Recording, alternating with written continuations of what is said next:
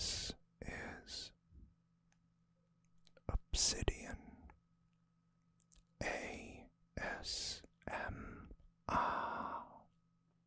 Don't forget to like, subscribe, and hit the notification bell for future videos.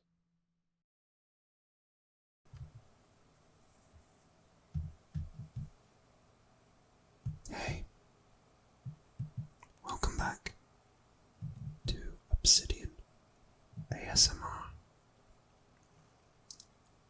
And as you've probably guessed already, today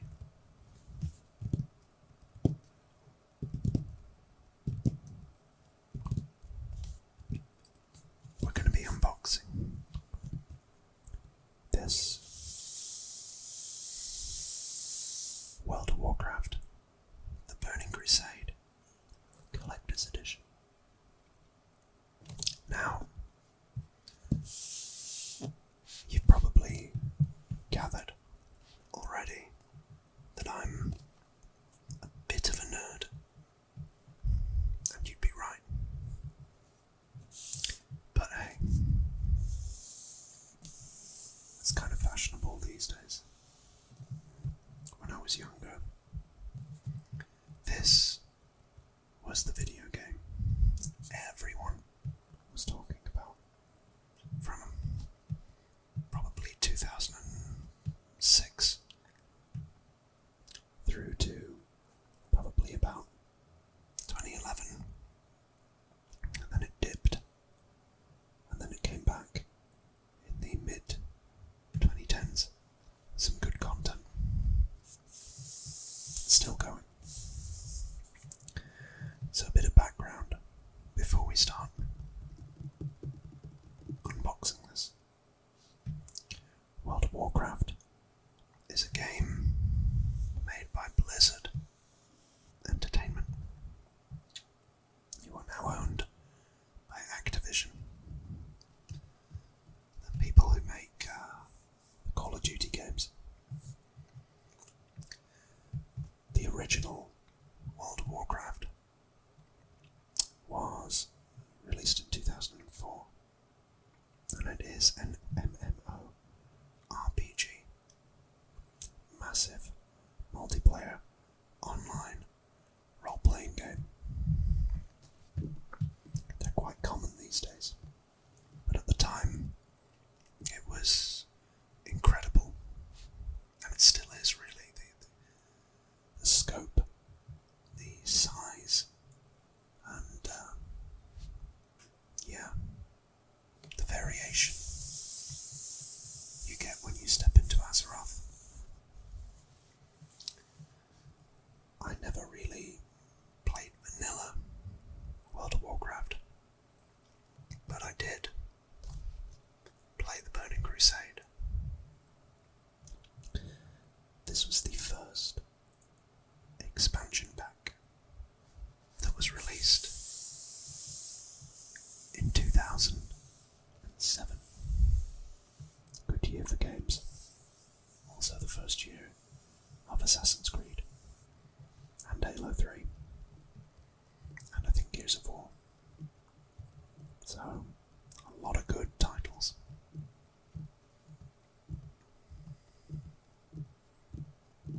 I'm sure Fable 2 was around that time as well. A real renaissance.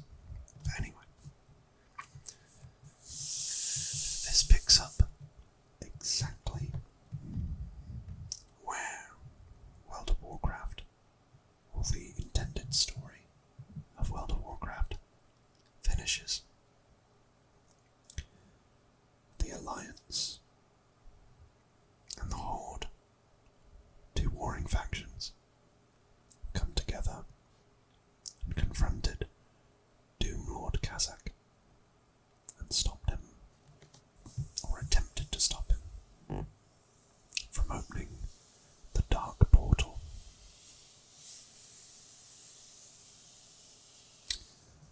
The Dark Portal was previously used in the original Warcraft trilogy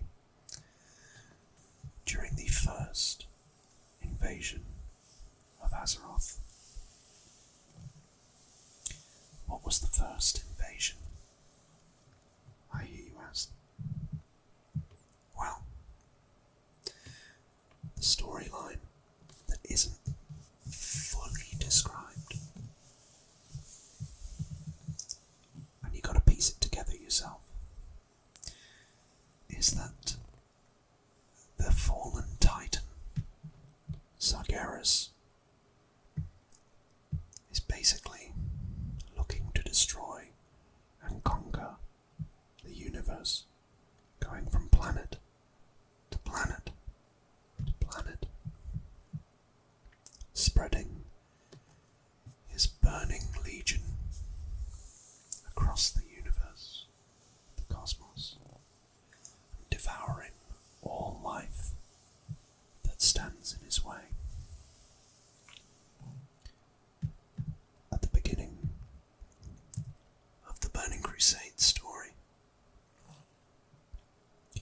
it would be Sargeras attempting to corrupt 3 Eredar, which is a race of people on the planet Argus. Argus. Argus. 2 of their 3 leaders were seduced by the power that Sargeras offered. They were Archimonde and the Deceiver, Kil'jaeden. More of him later. But the one that said no was the prophet, Velen, who took the pure Eredar and fled Argus to what is now known as Outlands.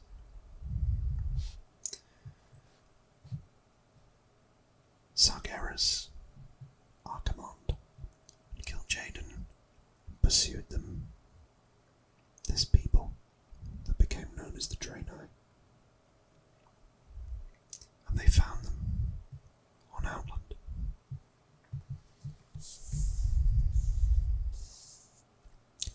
Now let's open this up.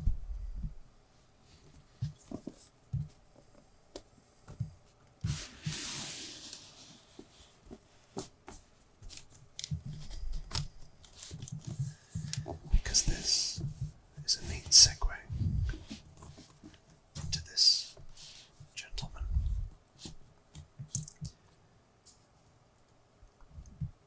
With a nickname like the Betrayer. A lot of people, my younger self included,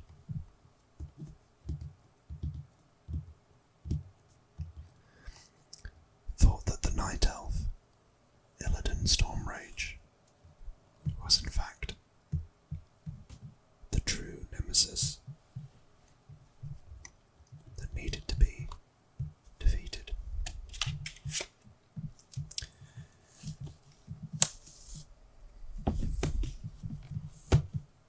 So I mentioned Outland.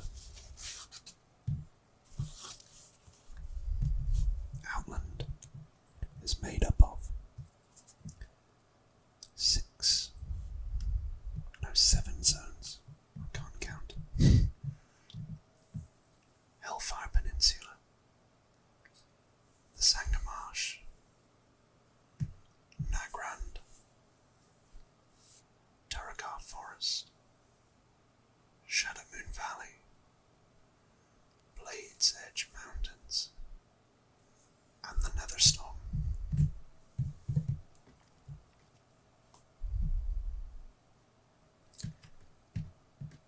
Although, at this point, you didn't realise it, this whole area used to be known as Draenor.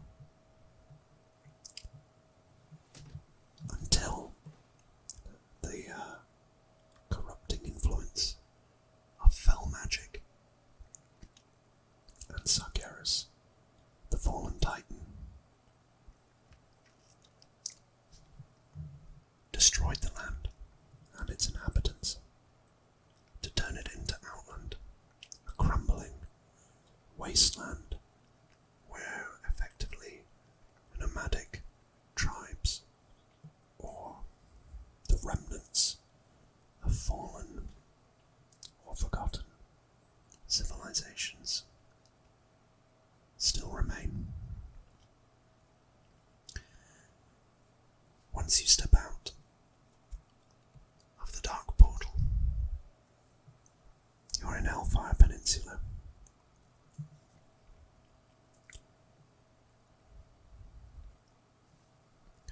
You make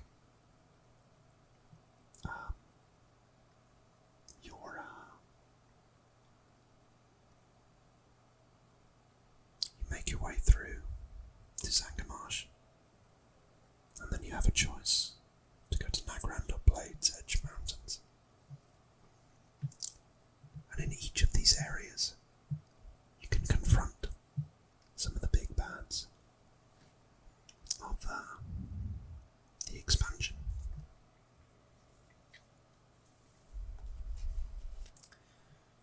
So in terms of the unboxing,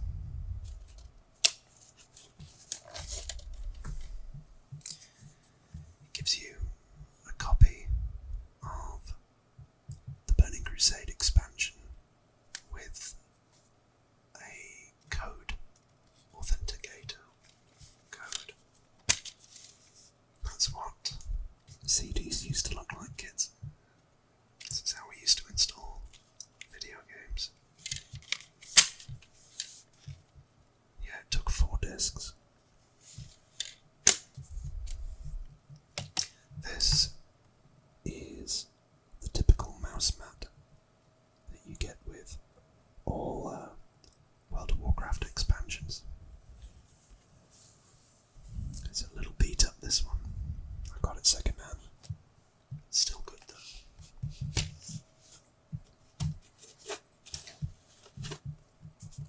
World of Warcraft also gives you trading cards. Although, truth be told, I've never really looked into it. I don't know whether I've got any cool ones. I wouldn't know how to play the game. But yeah, they give you a pile of those.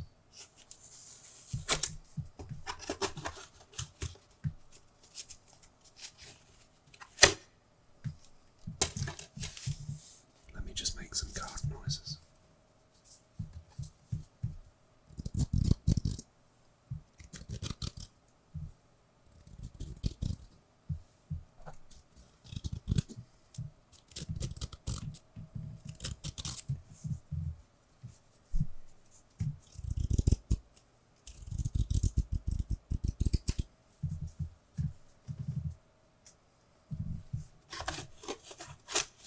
There you go. So,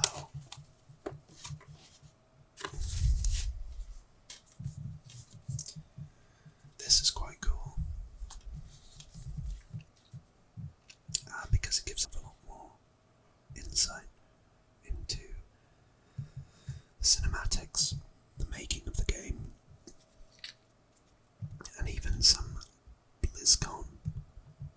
Blizzard convention footage.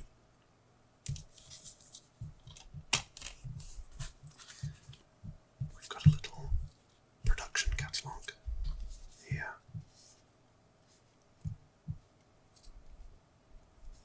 Showing you what's on offer, like Warcraft 3 and the Frozen Throne expansion, Diablo, StarCraft, the novels,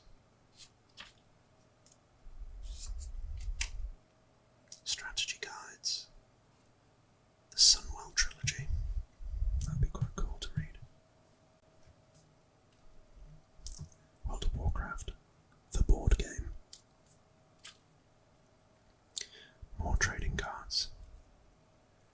And then we get to behind the scenes cards, Murloc keychain, merchandise, keyboards, shirts, all that kind of stuff. I doubt you'd be able to get any of these now. And here, you've got the official soundtrack.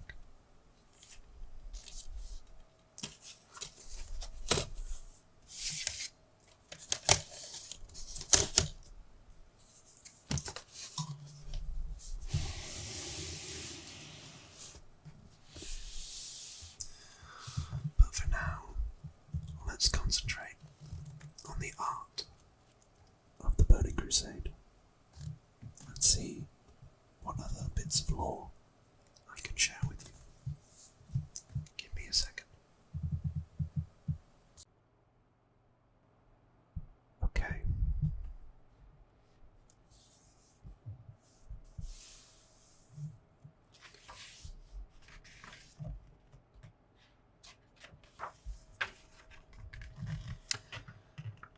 So, one of the key things that the Burning Crusade introduced was 2 new playable races. The Draenei, who I've told you the backstory of, and the Blood Elves, who are incredibly popular, I think still to this day. So the Blood Elves are the former High Elves, until sadly they became dependent on magic, addicted, some would say, to magic. And that was due to the fact that their Sunwell, which is the source of all their magic, had been depleted to the point where they couldn't sustain themselves on it as a society. That is where Kael'thas Sunstrider, the prince of the Blood Elves, struck a deal with Illidan, Stormrage, to start teaching the Blood Elves how to extract magic from artifacts and creatures to sustain themselves.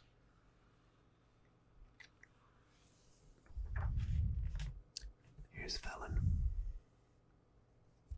the good Eridar.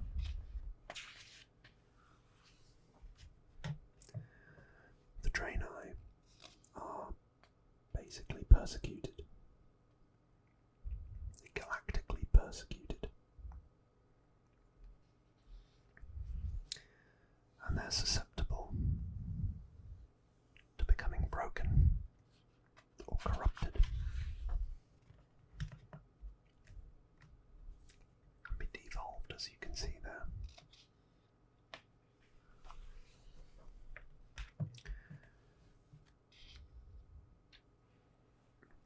Seeing as the Draenei are very in tune with light magic, partly because of their close association with the Naru, like Adal, means that the Paladin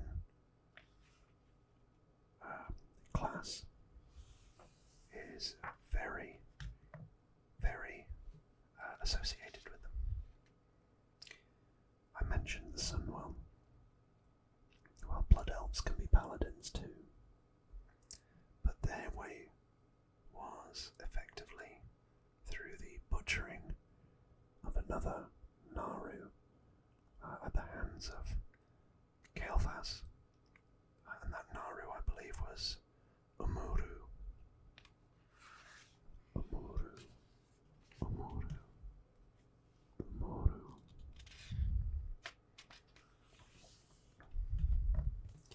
This is a Tauren.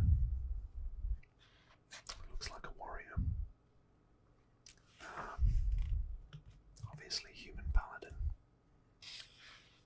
I think that's Kael'thas. I think.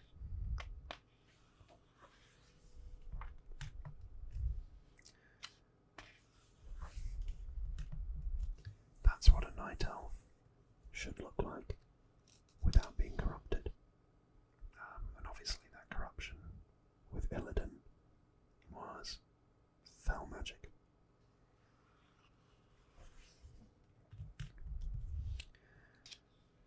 So if we have a look at some of the always thought that Outland was always so striking. What I didn't realise was the Blade's Edge Mountains was the original home of the Black Dragonflight. Of course, they were under the control of Deathwing, but there's more on him later. He effectively, at this point, was leaving behind some black dragon eggs in the hope of spreading his dragonflight, I think.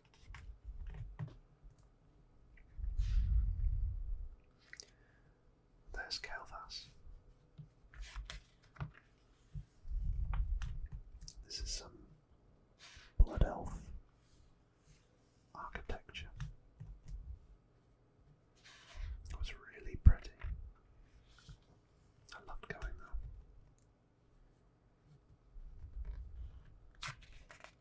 It's a shame that the city wasn't really used for much, and the Bloodmist Isles.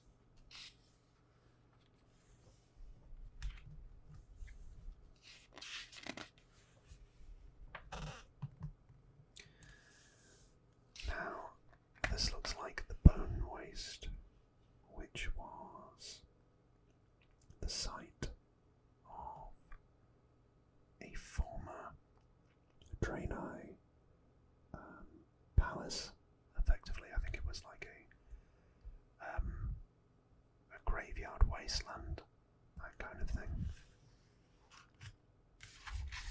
But some demon got, I think it was Murmur, got teleported here and effectively destroyed it and turned it into a barren, haunted wasteland rather than the beautiful structure, Draenei structure that it was.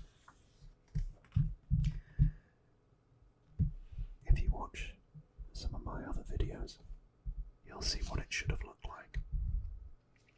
This, of course, is the Dark Portal that has been used by Gul'dan and the Guardian Medivh, corrupted Guardian Medivh, to initiate the first invasion of Azeroth, and then subsequently the second as well, but in reverse.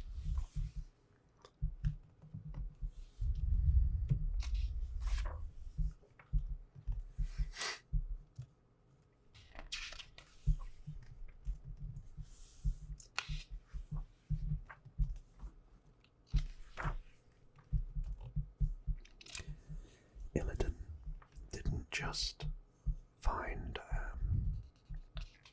a alliance with Kael'thas, but also Lady Vash, who set up shop in Zangarmarsh with her Naga. You send, or as players, you overwhelm the Naga there, and Lady Vash, weakening Illidan's stronghold. Obviously, Illidan, the betrayer, is betrayed in and of himself by Kael'thas, who is seduced by Kil'jaeden.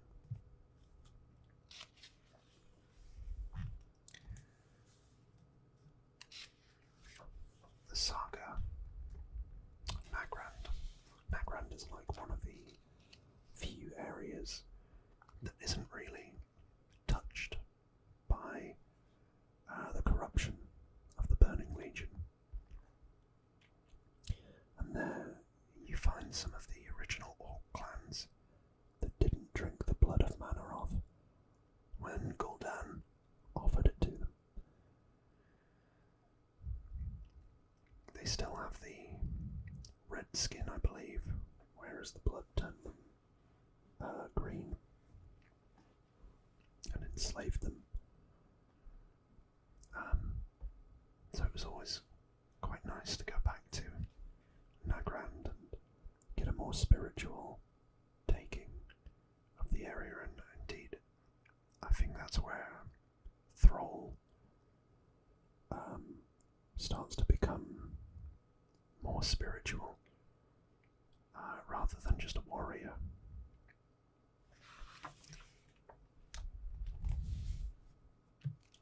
There's a lot of elemental quests there.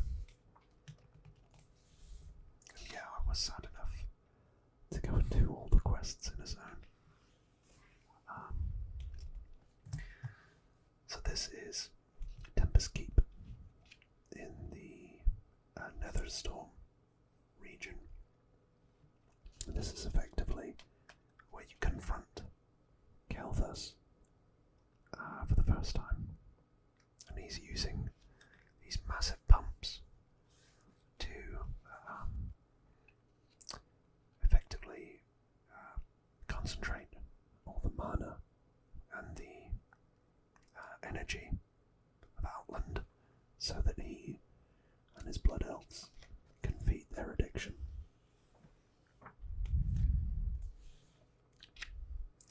That's up here.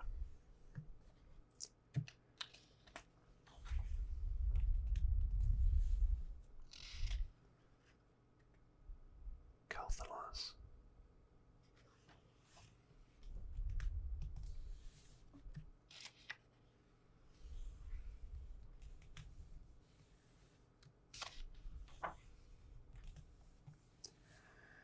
So in Shadow Moon Valley, at the time, the game introduced a very novel mechanic. I said to you about Deathwing and leaving some of his eggs. Well, due to the power of the Fel magic, some of them had become corrupted, and in that corruption they had formed a new dragonflight called the Netherwing. And that was the first time that a flying mount was available in World of Warcraft. And you had to do some quite intense quests to gain the ability to use them. Terakar Forest is the home of Shatrath City, which, I'll go back to that. I don't know whether you're aware of Shatrath, but that was like the big hub for the game. Yeah, here we go.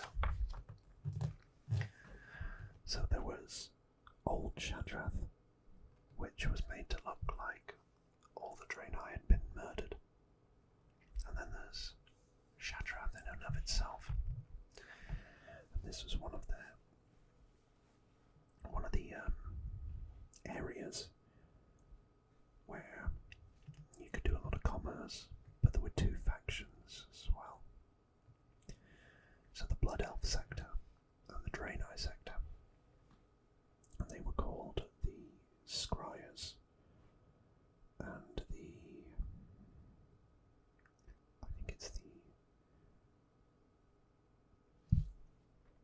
I think it's Aldor. The Aldor are the Draenei, and effectively they work for the Naru there, which is Adal in the centre. But there have also been a group of Blood Elves that have defected from Kael'thas, laid down their weapons at the gate, and been told, or rather, told Adal, and that they effectively want to join the effort to stop the Burning Legion. Those are the Scryers. In it you have to complete affiliation with whichever faction you effectively choose. I don't think I completed that myself. But yeah. Then we come to some of the monsters.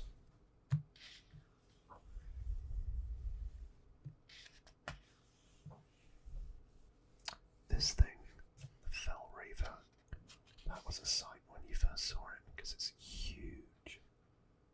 It gives out this massive cry as well. And you see Fell magic is effectively green. So it gives it away.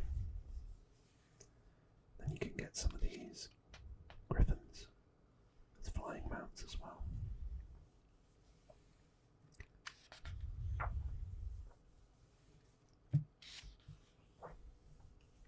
There he is, Illidan.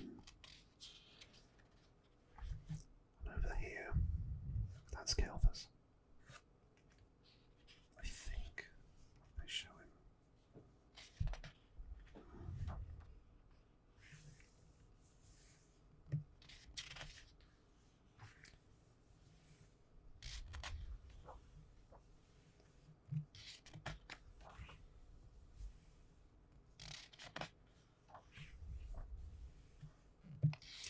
I didn't really like Zangarmarsh when I was playing through it.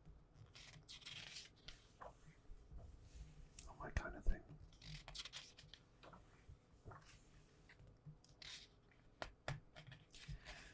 So Wrath Guards are part of the Burning Legion.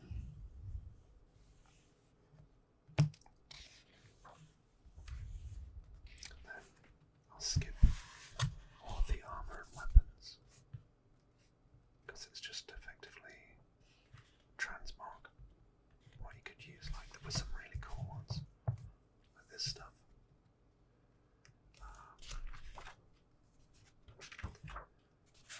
Oh, you know that full paladin outfit? Very cool.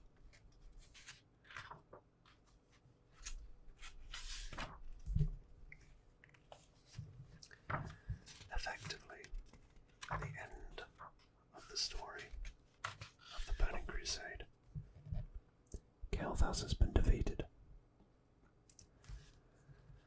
The armies of the Horde and the Alliance gather at Illidan's doorstep, which is the Black Keep. They, with the help of Adama, I think his name is, they managed to get up to the top of the tower, the keep.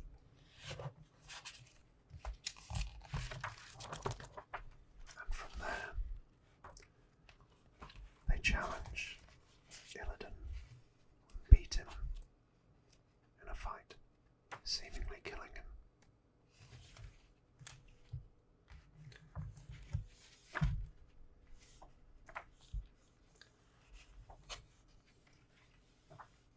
But that's not the end. After that, you have to return to Kael'thas and the Blood Mist Isles and stop the resurrected Kael'thas Sunstrider from allowing Kil'jaeden, the Deceiver, to enter into Azeroth and thus bring Sargeras with him. And the final fight is at the Sunwell, where both the Scryers and the Eldor join together to defeat Kael'thas and to push Kil'jaeden